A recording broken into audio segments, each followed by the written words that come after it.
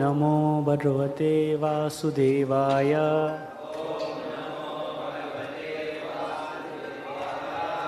Reading from Srimad Bhagavatam, Canto 2, Chapter 4, verse number 6.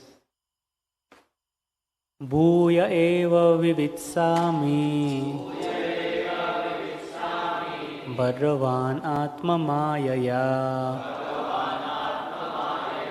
Yathedam srajate Vishwam Durvibhavya Madhisvaraye. Translation and purport by His Divine Grace A.C. Bhaktivedanta Swami Srila Prabhupada. I beg to know from you how the personality of Godhead, by His personal energies, creates this phenomenal universe as they are, which are inconceivable even to the great demigods. Purport by His Divine Grace A.C. Bhaktivedanta Swami Srila Prabhupada. In every inquisitive mind, the important question of creation of phenomenal world arises, and therefore, for a personality like Maharaj Pariksit, who was to know all the activities of the Lord from his spiritual master, such an inquiry is not uncommon. For every unknown thing, we have to learn and inquire from a learned personality.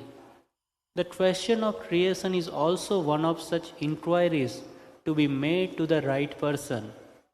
The spiritual master, therefore, must be one who is samadnya, as stated herein before in connection with Sukadeva Goswami.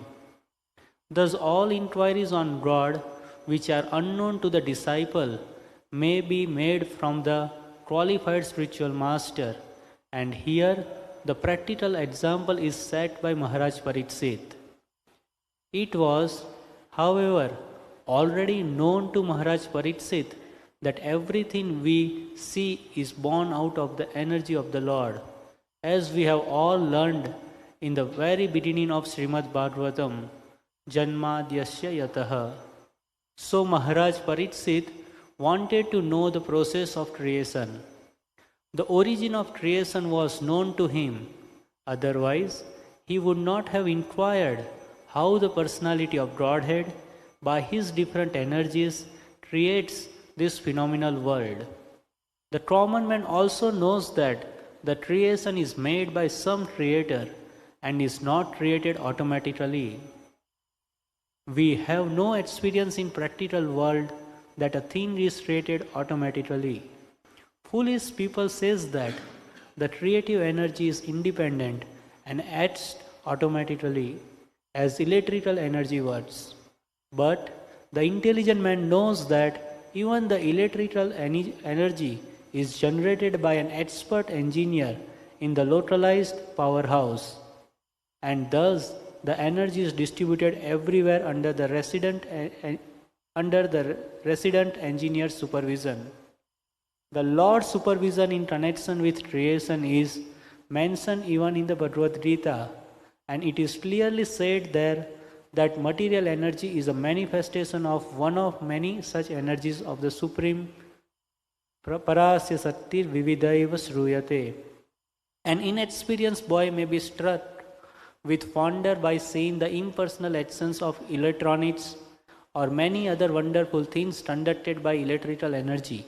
But an experienced man knows that behind the action is a living man who creates such energy.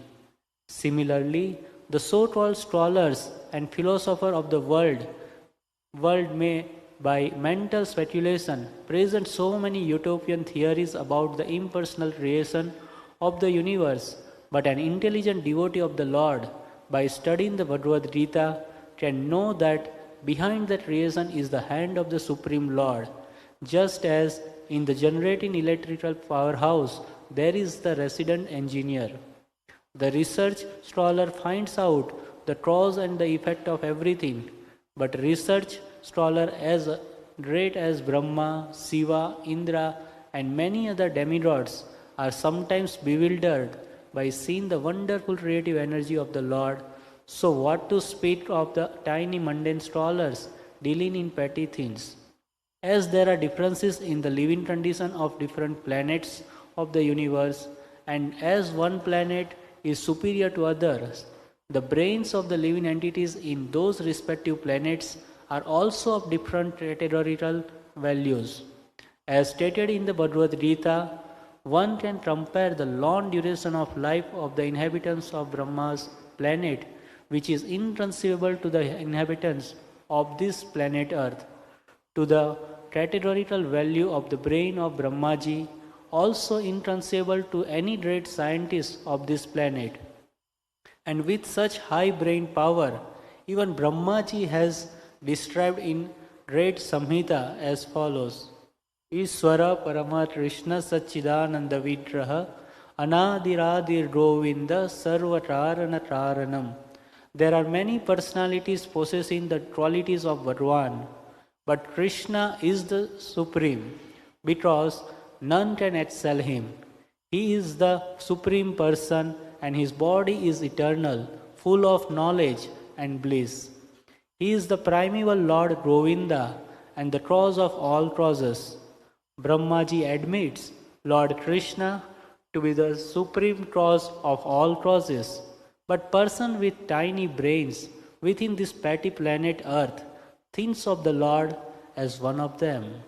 Thus, when the Lord says in the Bhagavad Gita that He is all in all, the speculative philosophers and the mundane wranglers deride Him. And the Lord regretfully says, Avajananti mamamuda manusim tanum asritam param bhavam ajananto mama bhuta maheswaram. Fools derides me when I descend in the human form. They do not know my transcendental nature and my supreme dominion over all that be. Brahma and Shiva, and what to speak of other demigods, are bhutas or powerful created demigods who manage universal affairs, much like ministers appointed by a king. The minister may be Iswaras or controllers, but the Supreme Lord is Maheswara, or the creator of the controllers. Persons with a poor fund of knowledge do not know this, and therefore they have the audacity to deride him, because he comes before us by his causeless mercy occasionally as a human being. The Lord is not like a human being. He is Satchidananda Vigraha, or the absolute personality of Godhead, and there is no difference between his body and his soul. He is both the power and the powerful. Maharaj Pariksit did not ask his spiritual master Sukadeva Goswami to narrate Lord Krishna's pastimes in Vrindavan. He wanted to hear first about the creation of the Lord. Sukadeva Goswami did not say that the king should hear about the direct transcendental pastime of the Lord. The time was very short, and naturally Sukadeva Goswami would have gone directly to 10th canto to make a shortcut of the whole thing, as generally done by the professional reciters. But neither the king nor the great speaker of Bhagavatam jumped up like the organizers of Bhagavatam. Both of them proceeded systematically, so that both future readers and hearers might take lessons from the example of the procedure of reciting Srimad Bhagavatam. Those who are in control of the external energy of the Lord, or in other words, those who are in the material world, must first of all know how the external energy of the Lord is working under the direction of the Supreme Personality, and afterwards one may try to enter into the activities of his internal energy. The mundaners are mostly worshippers of Durga Devi, the external energy of Krishna, but they do not know that Durga Devi is but the shadow energy of the Lord. Behind her astonishing display of material working is the direction of the Lord, as confirmed in Bhagavad Gita 9.10. The Brahma Samhita affirms that Durga Shakti is working by the direction of Govinda, and without his sanction, the powerful Durga Shakti cannot move even a blade of grass. Therefore, the neophyte devotee, instead of jumping at once to the platform of transcendental pastimes presented by the internal energy of the Lord, may know how great the Supreme Lord is by inquiring about the process of his creative energy. In the Chaitanya Charitamrita also, description of the creative energy and the Lord's hand in it are explained. And the author of Chaitanya Charitamrita has warned the neophyte devotees to be seriously on guard against the pitfall of neglecting knowledge about Krishna in regard to how great he is. Only when one knows Lord Krishna's greatness can one firmly put one's unflinching faith in him. Otherwise, like the common man, even the great leader of man will mistake Lord Krishna for one of the many demigods, or a historical personality, or a myth only. The transcendental pastimes of the Lord in Vrindavan, or even at Dwarka, are realizable for persons who have already qualified themselves in advanced spiritual techniques, and the common man may be able to attain to such a plane by the gradual process of service and inquiries, as we shall see in the behavior of Maharaj Parikshit. Thus ends the Bhaktivedanta purport.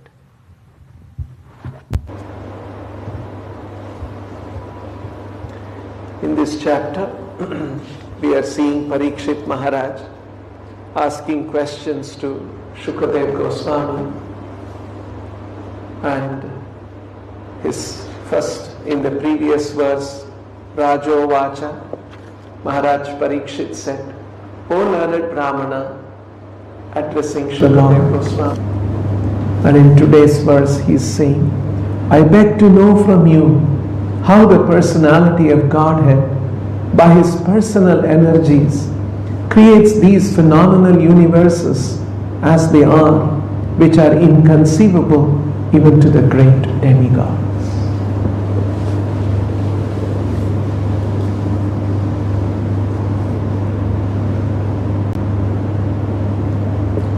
Maharaj Parikshit had just 7 days. He was about to die, and he has met Shukadev Goswami. In fact, he met many great sages who appeared there when he was preparing to die. And all the different sages had different viewpoints. But then when Shukadev Goswami entered the scene, it was he was such a striking, spiritually advanced personality. Everyone retracted and said, let Shukadev Goswami speak. He is the most learned. He is the son of Vedavyasa, and he is learned personally from Vedavyasa, and so he must speak. And so Maharaj Parikshit is asking him various questions, and today in this verse we see he is asking Bhuya eva vivitsami. Again I wish to know, my dear spiritual master, Bhagavan Atmanayaya, the Lord with his own personal energies, Yatha idam srujate vishvam, idam vishvam srujate. This universe, how he creates, which is durvibhavyam adhishvaraihi. Even adhishvaraihi, even the great demigods, it is difficult for them to understand how the Lord has created this universe. It's referring to this universe, and he is asking, I wish to know, Vivitsami, desiring to know. by his personal energy creates this phenomenal universe as they are, which are inconceivable even to the great demigods. As Prabhupada has mentioned a few times here, Prabhupada is referring to this verse in the Bhagavad Gita.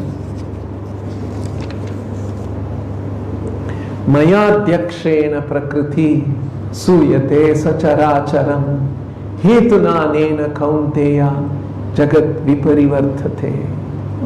This material nature is working under my direction, Maya dyakshena, O son of Kunti, and it is producing all moving and non-moving beings. By its rule, this manifestation is created and annihilated again and again.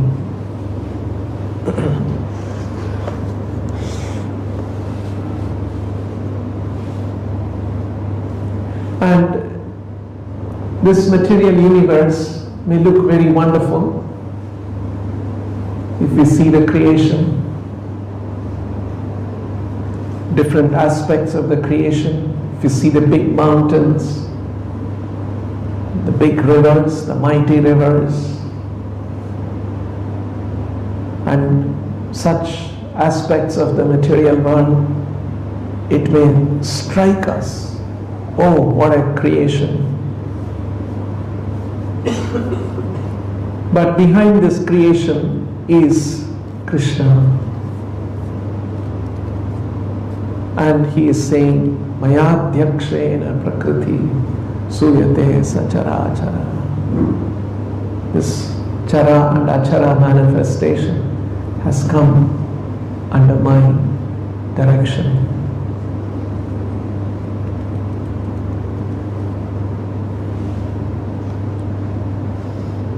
So, people may wonder at the material creation, but an inquisitive mind knows that behind this creation, how did this all come about? What is the cause of this? And who is that creator? So, Prabhupada is beginning the purport here. In every inquisitive mind, the important question of the creation of the phenomenal world arises.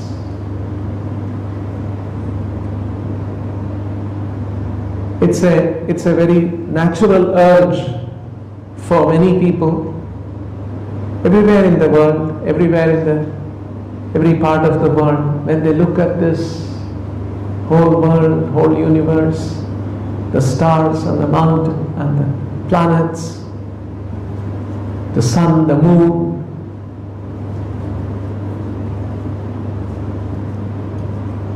how all this has come about? Who is behind this? So people are inquisitive, but people don't know exactly what is the arrangement, who is the creator. And although such thoughts come to their mind, people have made this life in this world very complex, especially in modern times. They become very busy trying to earn money, to have a good life, have a family, have a car, bungalow, and such things. And usually that inquisitiveness fades away into the background. But the Shastras say human life is actually meant for that inquiry. Who is behind this universe? If there is a creator who has made this world, what was his intent behind this creation? Why did he create this world?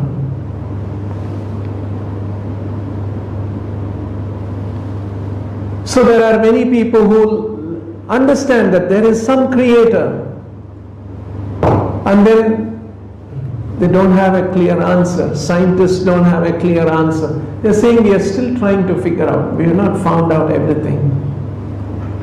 So scientists don't know, philosophers have different viewpoints.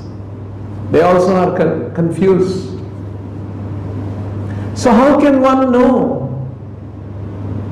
One can know only when one meets a person who is Sarvagna. That was the word used by Maharaj Parikshit in the previous verse. Rajo vacha samichinam vacho brahman sarvagnasya tavanaga. You are Sarvagna. You know everything. So the spiritual master is supposed to know everything.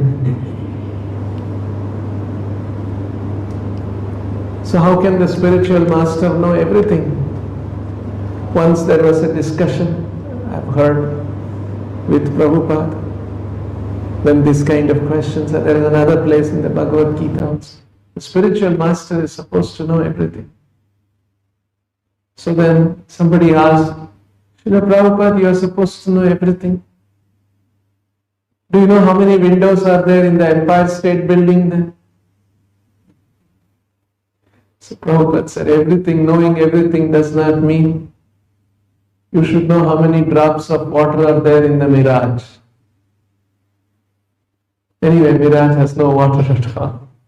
It has no substance. To know everything, meaning to know everything in the sense of one who knows Krishna knows everything.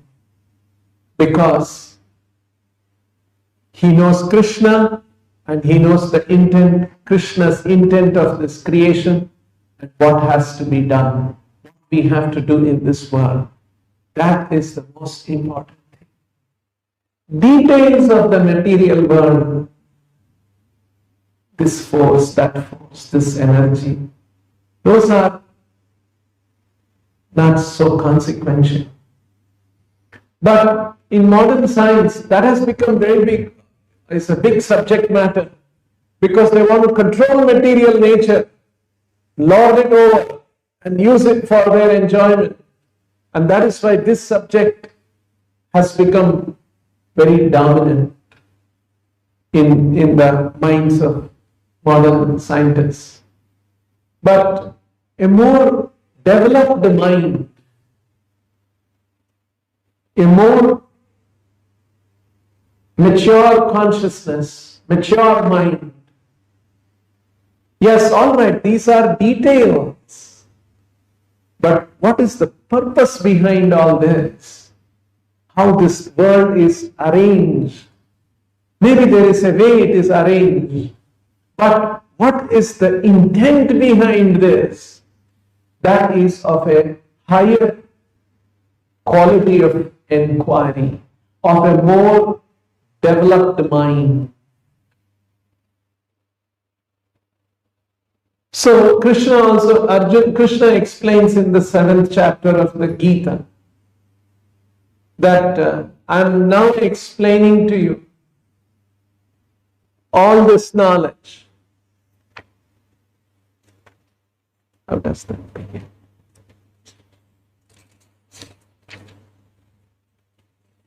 Gnanam teham savijnanam idam vakshyamya sheshataha ye gnatva bhuyonyat gnathavyam avashishyate. I shall now declare unto you in full this knowledge, both phenomenal and nominal, by knowing which there shall remain nothing further to be known. So Krishna is describing, and what is he going to describe in the 7th chapter? He describes this world and about himself. Knowing this knowledge, there shall remain nothing else to be known. Because this world is manifest and unmanifest in a cyclic manner. And we come into this world and we get a certain time frame of activity. Different living entities get different time frame of activity. And all of this is wound up. It's just a game of the Lord. But finally, why is the Lord doing all this? That is a much more fundamental question. Just like for us, we have about 100 years to live. There are flies which live for maybe 3-4 days. In that 3-4 days, their small baby flies are there. They have their childhood, baby flies, childhood is there. Then they grow up and they also have some romantic life. In our calculation, maybe for a few hours. And then there they produce their offsprings. Then they take care of the offsprings very nicely. And then they grow old and they die. We see in just 3 days everything is gone. What is it? See, from our viewpoint. In the same way, we have 100 years. From the viewpoint of the Devatas, what are these human beings? Just for them it is like 100 years is like 100 days for them. 3 months, they come and go. What a big issue they make of themselves, of their lives. See? So these are different viewpoints because of the scale of life, scale of space and time that we are all operating in. And it is arranged in this way. So, how the details, how it is just like an ant makes an elaborate effort to make an ant hole and pull out the earth and have an ant colony. We look at that one and say, oh, what is this? What they are doing? And then how one rain comes or something, they are all filled and they all die. It's all gone. You see, something happens and they all die. For a few days. That's all. And in that, how to organize this earth, how to mix that earth with saliva, and how to, it may be it may be in one sense very complicated. But when all this is coming, going, when we see this, we get a different view. In the same way, in the human life, we are right now in one kind of a time frame. This phenomena, this some other scientific discovery, these things are striking to us, and then they make this and that, some different gadgets. So it may be very striking. But a more mature mind thinks that all right, these are all details, this is going on. But I want to know what is the intent behind this manifestation. So that's an inquiry of a more mature mind. So here, this is the subject matter that is under discussion. And here Parikshit has used the word Atmamayaya, Bhagavan Atmamaya. Krishna also uses this word. Ajopisan, Abhyayatma, Bhutanam, Ishvaropisan, Prakriti Swam Adhishtaya. Sambhavami Atmamayaya. I am situated in mind. So this material world is also his personal energy. In other words, the sunlight, the earth, the wood, everything, our bodies, these are all made of Lord's own energy. You see? See, if there is somebody who is sensitive, suppose you come and ask me, who can I, some rich man, we go sometimes, we take some help, rich people, we take their car. If you take somebody else's car and you are using, sometimes I go to some temples, small temples, they may not be having their own car. When I'm traveling, I ask them, whose car is this? Such a fancy car, big car. And they say, no, Prabhu, not our donor's car. Now, when it is a donor's car, somebody else's car, you want to be a little careful, right? You won't be, because you have to return it to evening, you have to return it. So, it is somebody else's, not our. That is how a sensitive mind will think. So, in the same way, this body, this world, is Lord. So a sensitive mind will think, I have to be careful on how I deal with this. I can't be reckless in using this body, using this material world, using the resources. This is a more mature, more developed, more sensitive mind's thinking. So when such a sensitive, inquisitive mind, what will naturally think, what is the intent? So the Lord has an intent for all of us, but mostly such sensitivity is not cultivated in modern society. Just the aspect of how you can enjoy this material world. Whosoever car it is, now let's enjoy the car. It's a very gross mind, not a developed mind. This word acheta saha, Krishna uses in the Bhagavad Gita, 15th chapter. It means a developed mind. Spirituality is a subject matter of a more developed mind. An undeveloped mind will simply think of lording over material nature. Just enjoy life. A more developed mind is sensitive. What is this world about? And if there is a creator who has created this, what was his intent? Can I know that? And although there is sometimes this is in the back of most people's thinking, but they are too busy in earning their livelihood and enhancing and enriching themselves. They don't pursue that inquiry further. It just comes in their mind now and then, fades away from the forefront of their mind, and they become once again busy, and the whole life passes. So here Parikshit is asking, he's recognizing that this material universe, the creation of the universe by the Lord, how he has done it, how the Lord has created this. This is difficult to fathom even for Ishvaraha. Even great demigods cannot fathom this. And in the later part of the purport, Srila Prabhupada is mentioning that it's very important to know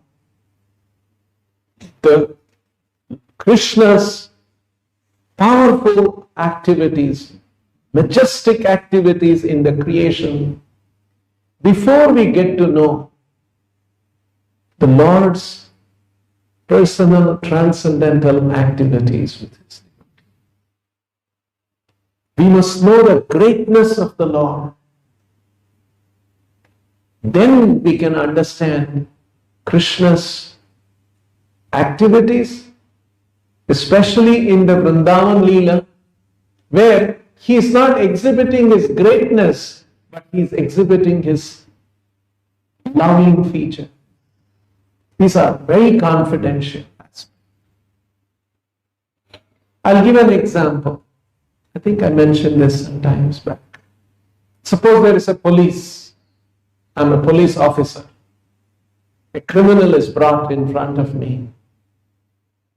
How do I deal with him? Hey, what did you do? Sir, I stole this. Lock him up. I deal with him sternly. Why? He is a criminal. He is an offender of law. He is a thief. So the person, as a police officer, he shows his powerful aspect before the criminal, because that is essential. The criminal should respect the law, and the law enforces. The police is an enforcer of the law, so that the society, everyone follows the law. It's called the police, it's called the law enforcing agency, right? So that they maintain law and order in the society. Everyone respects the rights of others, so that we can have a civilized life. So the police has to show his powerful aspect before an offending, disobedient criminal citizen.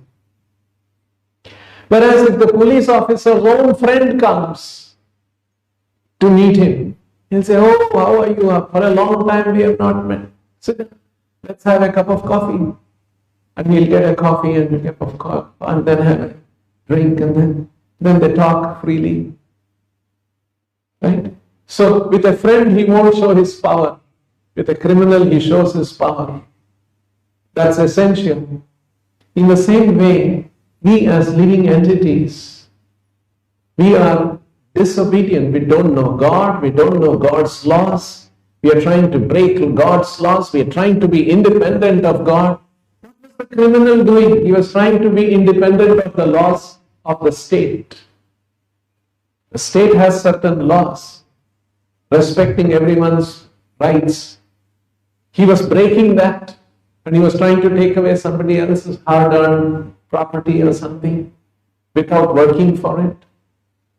So he is called an offender. In the same way, we as living entities don't recognize the Lord and the Lord's arrangement. Regardless of that, we try to enjoy this material world, thinking that I have worked hard and so it is mine, not recognizing Lord. So that is the nature of a conditioned soul. And for us, we have to know there is the Lord, and the Lord has a rule, has a governing principle in this world, and we must respect that. So that feeling is essential for the living, and we will develop that feeling when we know the Lord is powerful and the Lord is great. The greatness of the Lord is essential for us to develop. And when one develops an understanding of the greatness of the Lord, what happens is he will become nishtha in spiritual. The symptom of a person who has understood the greatness of the Lord is very great, and according to his arrangement, this world is running, and understands from the scriptures what the Lord expects us to do. When there is sufficient understanding or recognition of that one, he will become nishtha. He will follow the principles of spiritual life without deviating. Now he has understood the Lord is there, the Lord is all powerful, and he has a plan in this world, and I shall surrender to that, and I shall abide by that principle. I shall unfailingly abide by that principle, is the conclusion a person comes to. And that is the first stage of spiritual life. See, a disobedient criminal, he agrees to become a law-abiding citizen and always unfailingly follows the laws of the state. He is fixed. He is called a good citizen. So, we should become nishtha bhaktas, fixed bhaktas. Then Krishna will reveal more and more things about his personal aspects. Without that, without becoming a nishtha bhakta, we cannot have access to the personal activities of the Lord. And hence, people who don't become nishtha bhaktas quickly want to rush to understand the personal, confidential aspects of the Lord. Such an activity is not encouraged, is not accepted in the Bhagavad principle, according to the Bhagavad principle. That is why Parikshit is setting an example. Shukadeva Goswami is setting an example how we must know the greatness of the Lord. The result of knowing the greatness of the Lord, becoming convinced about the greatness of the Lord, we will be nishtha bhakta. That is why Adav Shraddha Tata Sadhu Sangha Ata bhajana kriya tata anartha nivrittisya tato nishtaha. This is how the spiritual development happens. And when one becomes nishtha, atha saktihi, tata ruchihi, ruchi leads to asakti, asakti leads to bhava, bhava leads to prema. This is the gradual progression. So, unless one has become nishtha, again and again Prabhupada criticizes. People rush to go to the 10th canto of the Bhagavatam, and in the 10th canto they go to the Ras Leela section of the Bhagavatam, while they are all addicted to sinful activity, still indulging in sinful activities. How can they understand that? They cannot have a qualification. So one has to pass through these stages. Anartha nivritti should happen, and then we become nishtha, unfailingly following the instructions of the Lord. And then when we become nishtha, Krishna gives us a taste for spiritual activities. And when we develop that taste, we will become attached to spiritual activities. And in that state of attachment to spiritual activities, Krishna will reveal bhava. That bhakti is bestowed by the Lord. And then that will mature further to become prema. And that is the qualification for understanding the confidential aspects of it. So, Prabhupada has brought that point here, that how Shukadev Goswami is discussing these activities of the Lord in the matter of creation to understand the greatness of the Lord. This is a prerequisite qualification to understand the personal activities of the Lord as Krishna did here in with Nanda Maharaj, with Yashoda, with the Gopas, with the Gopis. Those are very, very advanced aspects of spiritual knowledge, and it has to be dealt in a respectfully, in a systematic way. We'll stop here.